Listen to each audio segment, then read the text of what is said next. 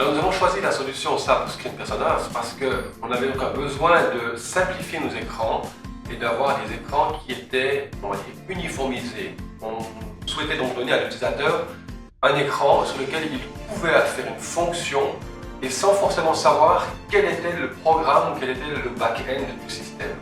Donc avec Screen Personas, on redessine complètement l'écran et on ne met que les fonctions nécessaires, on ne met que ce que l'utilisateur a besoin sur son écran de travail.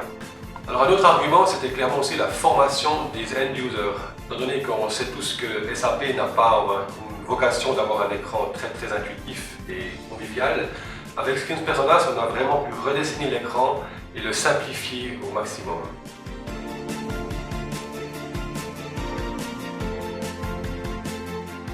Jusqu'ici, nous communiquons avec une interface papier. Tous les ordres sont transmis sur papier et, en cas exceptionnel, la communication se fait aussi par téléphone.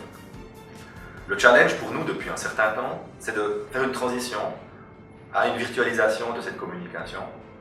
Et nous avions essayé de faire ce passage voici quelques années, sans succès, en raison en particulier d'une interface qui était trop complexe à appréhender pour les collaborateurs.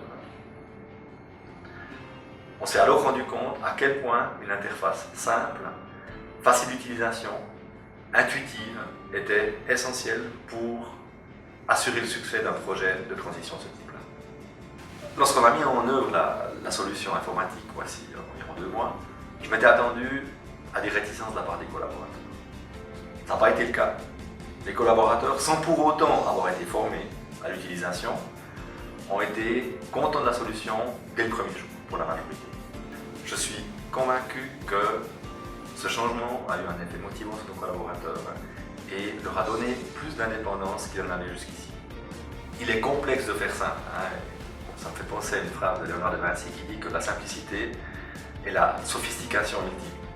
Et le travail qui a été mis à derrière, les outils qui sont mis à derrière, qui permettent la simplicité, sont absolument essentiels pour le futur. Et si on a la volonté de continuer dans une voie d'améliorer les interfaces aux machines, c'est par la simplicité qu'on y arrive.